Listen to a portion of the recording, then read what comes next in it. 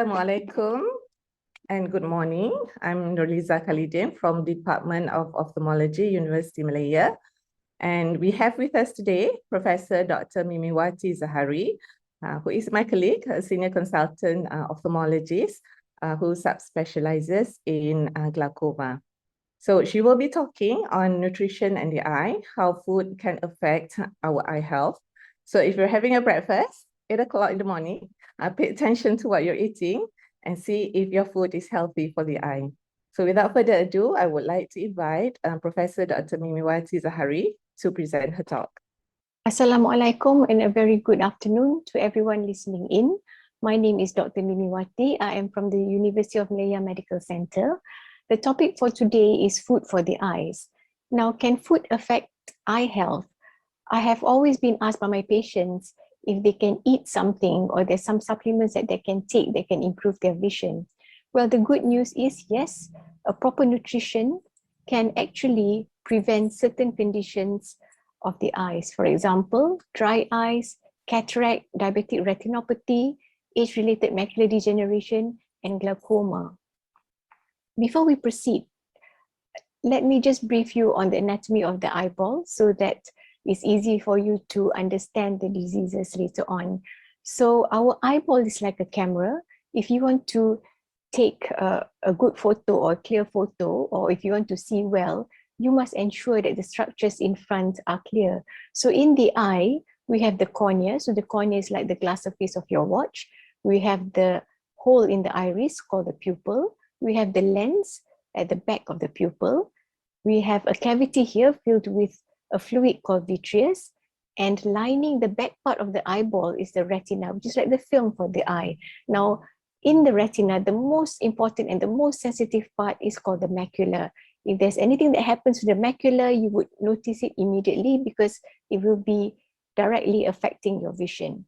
Now, all this information or messages which has reached the retina has to be transmitted to the brain, and this is through the optic nerve.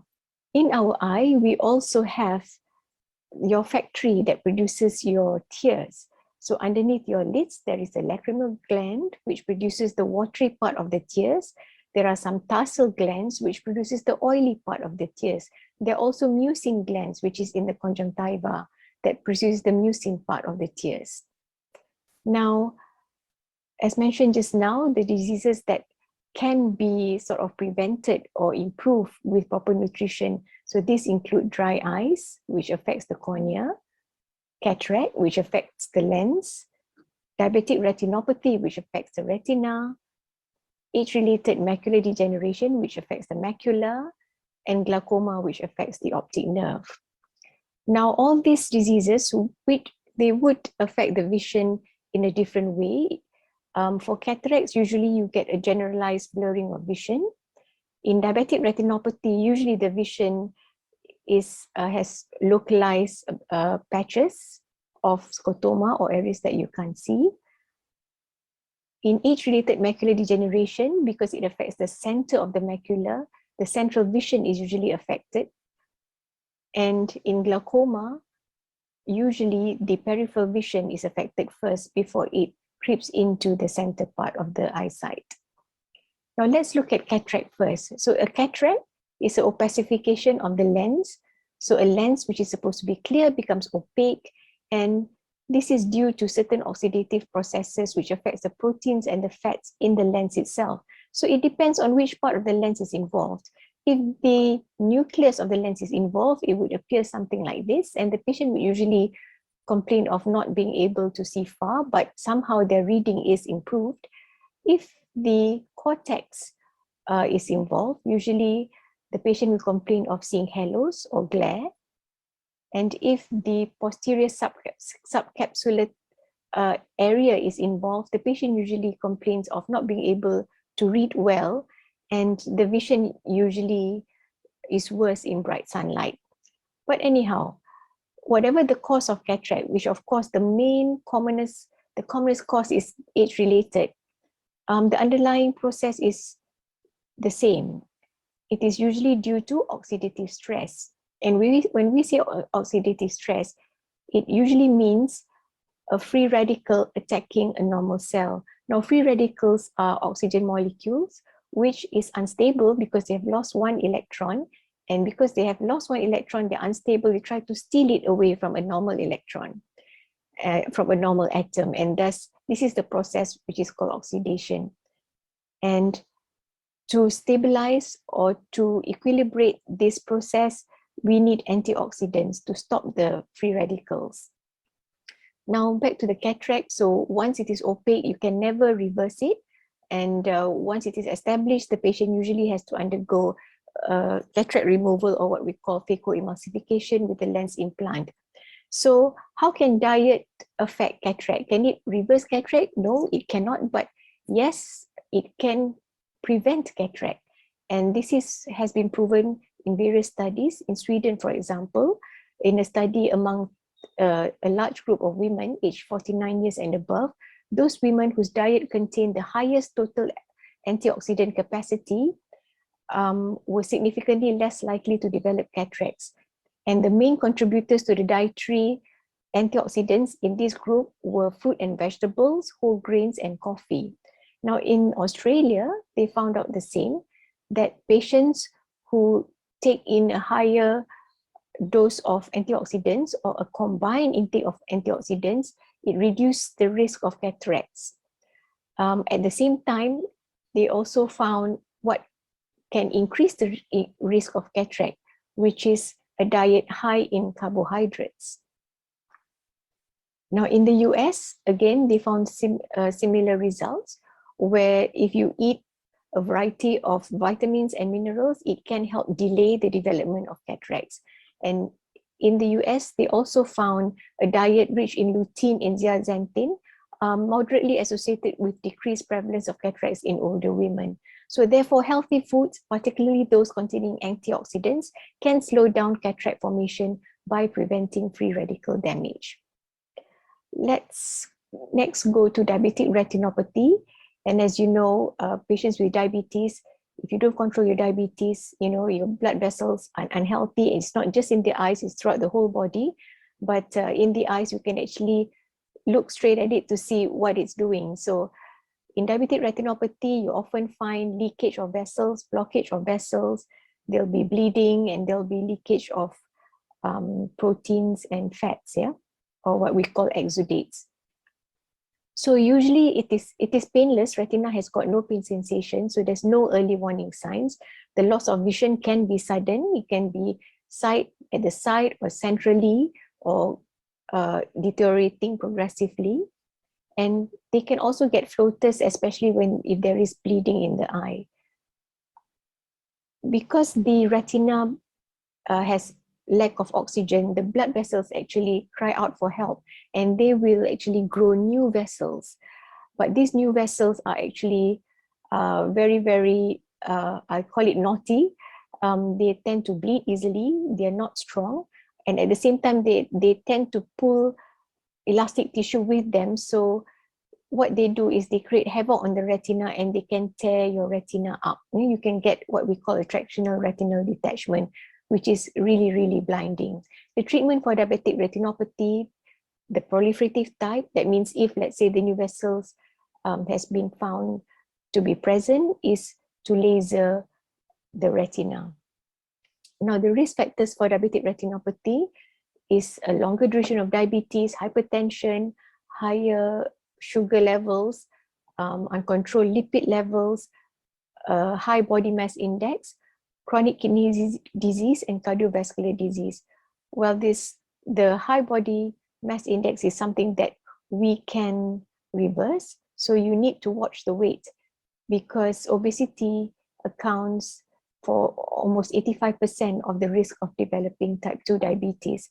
And what you should not eat is omega-6 fatty acids, which can be found in processed foods, too much eggs, salty snacks, cakes, and cured meats. So these omega-6 fatty acids cause inflammation in the body that can trigger diabetes.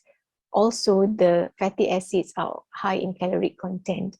Now, there is a potential role of what we call anthocyanins in preventing diabetes, not only preventing diabetes, also preventing its complications. Now, this is because it affects the glucose metabolism, the glucose uptake, improves the insulin secretion, and so on. So this is a promising approach for an alternative diabetic management. Now, anthocyanins are actually the pigments in fruits, the red and bluish color in fruits such as berries and cherries, in vegetables such as eggplants, and in grapes, and also found in red wine. So anthocyanins not only help to reduce diabetes, mellitus and its complications, but it has also found to help reduce the risk of cataracts and also macular degeneration, and also help the health of the cornea and the blood vessels in various parts of the eye. It is actually part of the bioflavonoids, and it is a very powerful antioxidant. Now, age-related macular degeneration, in this, the central vision is distorted because of macular involvement. And this is because there are deposits on the macula. The risk factors for RMD include aging, women, smoking, high blood pressure, and exposure to light. They have found a lowered risk in those who have a high intake of dietary carotenoids, antioxidants, zinc, and omega-3 fatty acids. So just a bit on how you can get a RMD. Well, because in the retina, there is a structure called the retinal pigment epithelium, whose function is to maintain the photoreceptors. It's supposed to sweep away the debris, regenerate visual pigments, but as usual, because of aging, they become tired, I guess, become lazy, and they don't sweep off the rubbish any longer, and you get deposits, and we call this drusen. If you just get deposits like this, with the Brooks membrane here still intact, is called dry ARMD. However, in certain cases where there's some inflammation going on, the damage is worse, where the Brooks membrane is even weaker, and this will enable the choroid vessels below it to go through this membrane and cause a lot of leaking and damage to the photoreceptors and the retinal pigment epithelium above. And that is called wet ARMD, which is totally devastating because it can cause, sudden blindness, and the central vision is usually wiped out. Now, the treatment of RMD is to inject antivascular endothelial growth factors in the eye. And this is so that there is a reduction of the growth of the new blood vessels, and thus also decrease the leakage through the blood vessels. And there are certain anti-VEGF agents that we use here, which are all quite expensive. Now, what is the role of antioxidants in RMD and cataracts? There are two landmark studies done in the States. It's called the ARED study, Age-Related Eye Disease Study. It's a large study where there are almost 4,000 participants, ages from 55 to 80, followed up for 5 years. So in the first study, which was published in 2001, what they did was they put the patients on daily dose of these multivitamins, vitamin C, 500 milligrams, which is quite a high dose, vitamin E, 400 international units, beta-carotene, 15 milligrams, zinc, 80 milligrams, and copper, 2 milligrams. And they found out that patients on this high dose of multivitamins actually has reduced their risk of progression from moderate to advanced stages by 25%. So they did a second study after that because they wanted to modify this multivitamins because one thing they wanted to take out beta-carotene, because beta-carotene has been found to be linked with lung cancer in smokers. So they took out beta-carotene, but instead they added lutein, zeaxanthin, and some omega-3 fatty acids, which is the DHA, then the EPA. And they found out that with this new formula, there is actually an 80% lower risk of developing advanced RMD versus this original formula, despite taking out the beta-carotene. And this is especially useful, taking these supplements is especially useful for those whose diet is deficient, especially in the lutein and zeaxanthin. However, please note that there is no benefit actually to take these vitamins for normal eyes or for early age-related macular degeneration, and it doesn't really prevent progression to dry AMD, and it doesn't prevent cataracts. Now, talking about lutein and zeaxanthin, they are actually pigments found in orange-colored vegetables, and it so happens they also found it in the macula itself. And in human eyes, the researchers have found that with increased pigments, there is increased protectiveness from damage. So they believe that these pigments actually block the blue light from reaching the photoreceptors in the retina. And by eating nutritional supplement can actually effectively increase the density of the macula. So actually, whatever you take, it does go to the macula itself. And they have found out that because there's two, right? Lutein and zeaxanthin, it is best to take it in combination because it is more effective than taking a single one at the same total concentration. So participants with early age-related macular degeneration who consume 8 milligrams per day of dietary zeaxanthin for 1 year actually improved their night driving and their vision of an average 1.5 lines on an eye chart. Research in AMD has also shown that vitamin B6, B12, and folic acid can reduce the incidence of AMD, and vitamin D has also been shown to slow progression of AMD. Next, we go to the disease glaucoma. This is my favorite topic because this is my area. So it is actually a disease where the optic nerve is damaged due to high pressure in the eye, and this will cause typical visual field losses. So what we see in the eyeball, when we look at the optic nerve, if a normal nerve looks like this, the glaucomatous eye has lost some of the nerve, we call it the nerve fiber layer or the neuroretinal rim. And effects on the patient, they have gradual loss of vision, mainly visual field losses peripherally. So there are certain groups who are at risk, but again, older age is the most important risk. Now, it is a fairly asymptomatic disease, so your eyesight can still be very good. So to diagnose, you really need to come and have your eye pressure checked. You know, a doctor has to look, or an optometrist has to look into your eyes to look at the nerve, and you have to do a test or visual field test where there will be printouts. And if this is like a normal field where the only area that the person missing the spots is this, which is the blind spot, in a glaucomatous visual field loss, they have lost a lot more areas, and it's not just the blind spot. Okay, so blind spot is a normal thing in normal eyes. So these are examples of visual field losses in glaucomatous eyes. So in glaucoma, the treatment is to lower the pressure.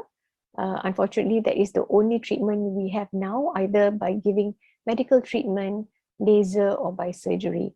But you know, the treatments are lifetime, and there is a lot of problems with the glaucoma eye drops, a lot of allergy. So a lot of my patients actually ask if there is anything they can do to actually reduce the severity of the glaucoma. So is there any role of diet in glaucoma? Well, first of all, it has been shown that those who are obese has higher intraocular pressure. So, and there has been studies where patients with rapid weight loss, for example, after bariatric surgery, find that their intraocular pressure actually reduced with the reduction in weight. Now, caffeine has been shown to increase eye pressure because it increases the production of the aqueous. However, it is not really associated with glaucoma. The studies haven't really shown that. Now, drinking tea is protective because of the polyphenols, and a study has shown that drinking 1 cup of tea per day, a group of patients has a reduced risk of glaucoma compared to a group who did not drink tea at all.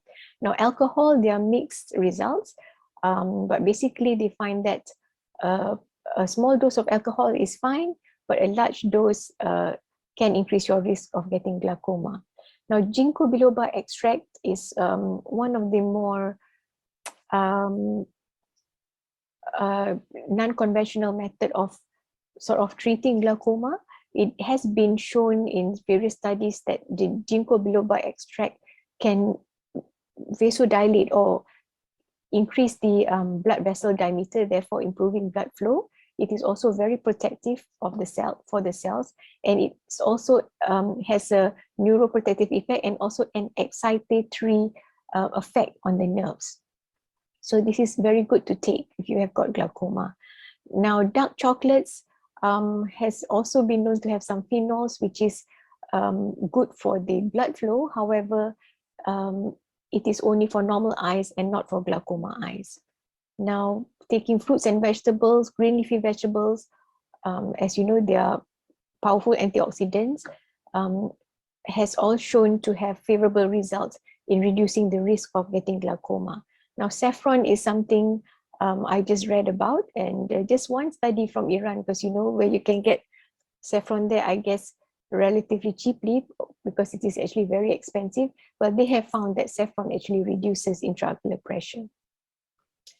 Now, next is the dry eyes. As mentioned just now, our tears are produced by your lacrimal glands, and part of your tears are produced by your meibomian glands. The dry eye usually has non-specific symptoms. Patients usually complain of having blurred vision, feel there's a thick layer covering the eye, and when they rub the eye, the vision is clear again. Itchy eyes, tired eyes, red eyes. So all that sometimes can just be due to dry eye.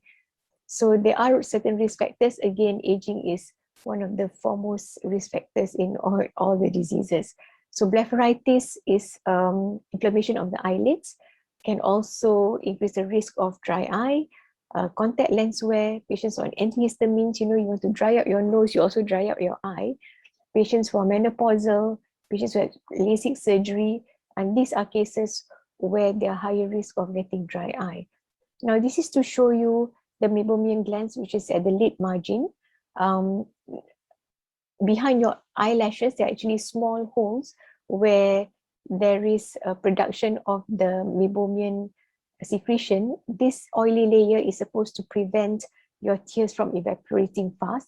But if your meibomian glands are producing very thick, waxy secretion like this, it cannot cover your tears nicely, and therefore your tears evaporate very readily and you can experience dry eye.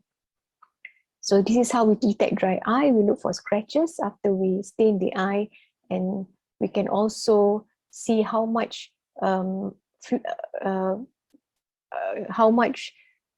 tears you're producing by putting this litmus strip at the eyelid. So dry eye treatment, the basic treatment is of course your artificial tears. But there are nutrients that can improve dry eye disease, and among them is the omega-3 fatty acids, especially with EPA and DHA, the vitamins A, B, C, D, E, both fat-soluble and water-soluble, lutein, zeaxanthin, green tea, which is rich in polyphenols, flaxseed oil, which indirectly becomes omega-3, and the cod liver oil, which has both properties of anti-inflammatory properties and omega-3 omega-3 properties. Having said that, I have been actually asking patients to improve their intake in omega-3, those who I find with dry eye and those with the meibomian gland problem. But the DREAM study, which is the dry eye assessment and management study, which is a randomized controlled trial to see how effective omega-3 is, actually found that there was no difference between giving omega-3 supplements and giving olive oil supplements. So that's a bit surprising. Well, both groups actually improved in their symptoms, but again, there was no difference between omega-3 fatty acid supplement or olive oil supplement. And they actually found out later, those who were on omega-3 stopped the omega-3 for 1 whole year, and yet the symptoms were the same. But having said that, in this group of patients, they are also taking other forms of treatment for dry eye, like the artificial tears and all that. So this supplement is only an additional treatment. So in summary, yes, what we eat can affect eye health, and proper nutrition can promote eye health. And as we have seen, beta carotene, vitamins A, B, C, D, E, lutein and zeaxanthin, omega-3 fatty acids, anthocyanins like from your grapes and your berries, and polyphenols like from your green tea, all those can affect eye health. Thank you for listening. And zinc.